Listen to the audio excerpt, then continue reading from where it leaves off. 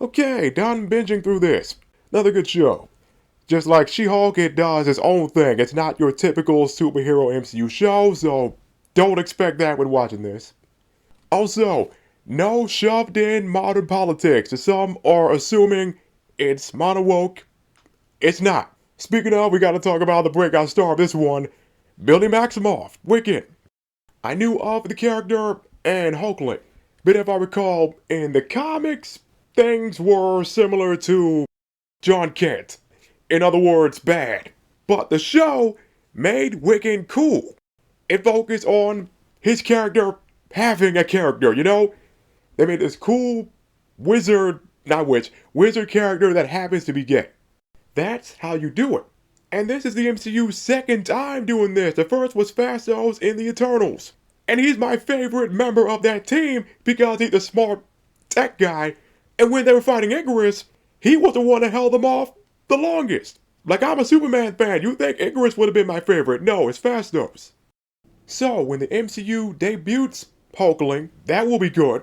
And when they get to North Star, which is either the first or one of the first openly gay superheroes in comics, that will be stellar. That will be the Black Panther for the gay audience. They know how to do this. So, the show is about Agatha going down the witch's road to get her powers back. And speaking of that song, of course I've heard that song a lot. It's just too funny to me though because we grew up with witches.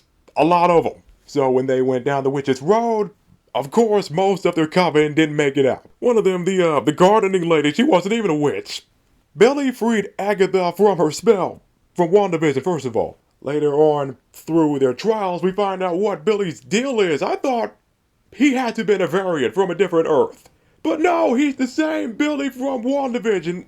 After those events, Billy is in a new body. He's been in that body for 3 years. And then there's one certain detail that just reminds me of Wonder Woman 1984 all over again. People had complaints about that movie when it came to Steve Trevor being in a different body. So Diana was with Steve through this other person's body and people called that the R word. I don't hear those complaints this time.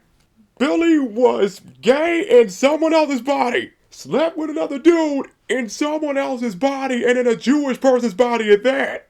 So that dude was lucky he was with a family that was chill about it.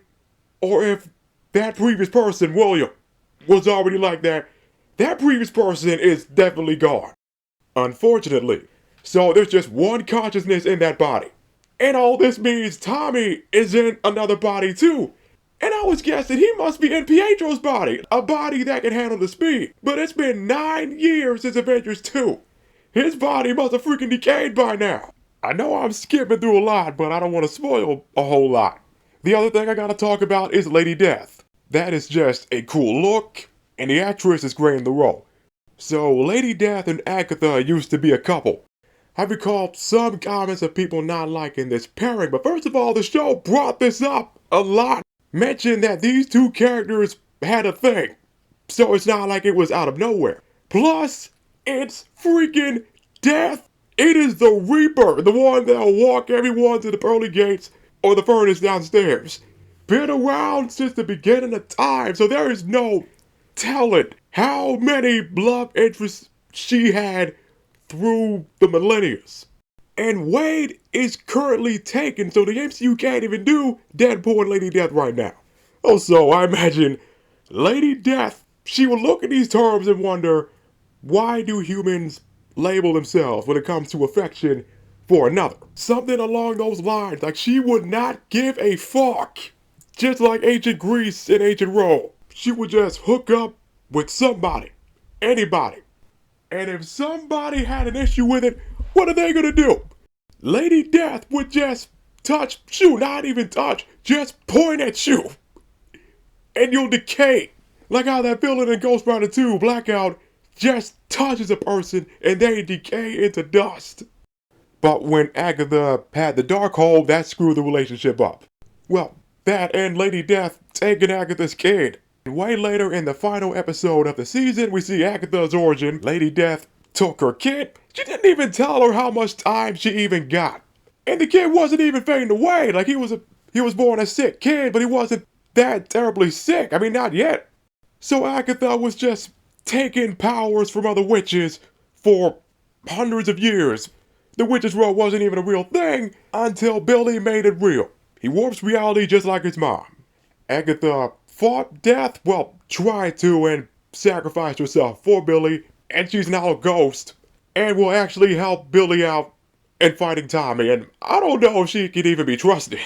In fact, I'm kinda conflicted on calling Agatha a villain, because she was right about Wanda. She turned evil, and I still don't believe she's truly gone, because we haven't seen a corpse to confirm.